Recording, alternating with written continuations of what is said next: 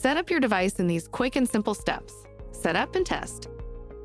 Your Mini Guardian comes with a charging cradle. You can charge your device using this cradle. First, plug your charging cradle into an electrical outlet. Please note that you should not plug your device into an outlet controlled by a light switch. Place the device in the charging cradle. The light on the device will turn on, and the device will say, "Charging." Keep the Mini Guardian on the charger until the red circle light becomes solid.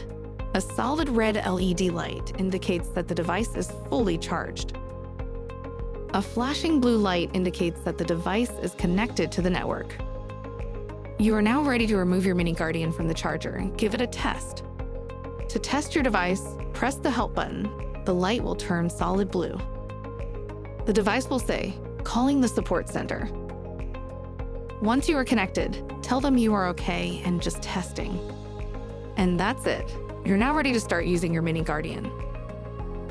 We look forward to keeping you safe and connected.